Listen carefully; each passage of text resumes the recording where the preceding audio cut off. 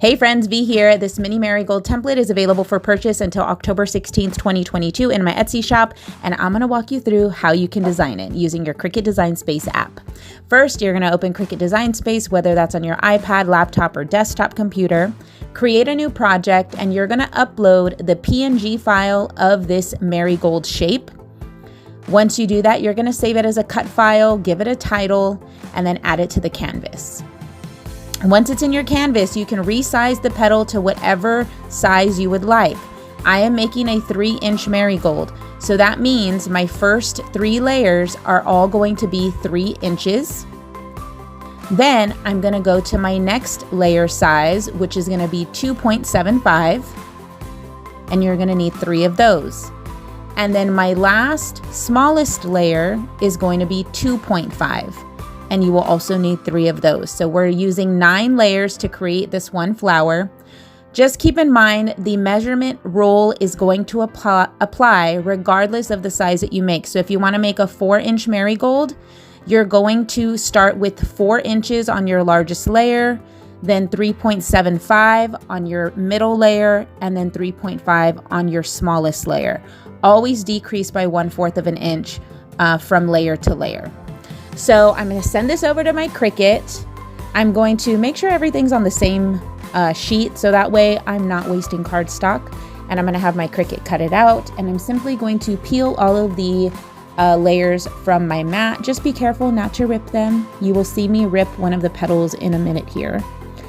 Now, once you have all of your petals, this next step is optional if you want to distress or ink the layers.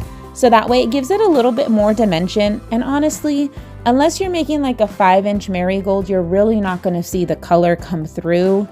So again, that's why I'm saying it's optional. I just started for the 3-inch marigolds. I just don't tint them, but I just wanted to show you this as an option. So I'm using these ink pads from Michaels. This is just archival ink or dye ink, and then distress oxide, depending on the colors you want. I think this is like a wine red color. Once you distress, you're gonna have all 9 layers. You're gonna start to curl the petals and style them. So I'm taking a skewer. I'm going to pinch each petal around the skewer and then simply roll those edges. So that way they're just not sticking straight up. They kind of have a curve and roundness to them. I'm going to do the same exact step for the middle layer, where I'm taking all petals and curling them in the same direction. It will change for the smallest layer, and I'll explain that just a minute here. So you're only going to take 1 layer for the smallest petals, and you're going to make sure that they're all curled in the same direction. The final 2 layers, you're actually only going to curl 4 petals in the same direction. You can skip 2, doesn't matter which ones.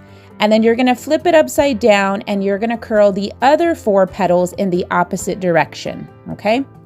So once you do that, all you do is take your glue gun and you start layering them, making sure that the petals are staggered for each layer. You don't want them to align with each other.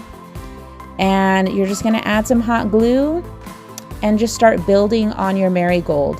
When you get to the middle layers, you can start pushing those petals upward before you glue, just so that way they're not pushing down on the previous layers.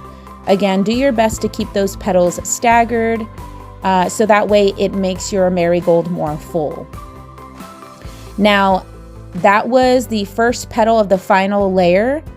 And then the last 2 petals that we didn't curl all in the same direction, you're just gonna bunch them together, attach those 2 final layers, and you're gonna create this little grouping.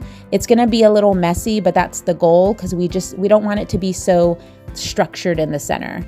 You're gonna glue it down, guys, and you have yourself a mini marigold. I hope you enjoyed.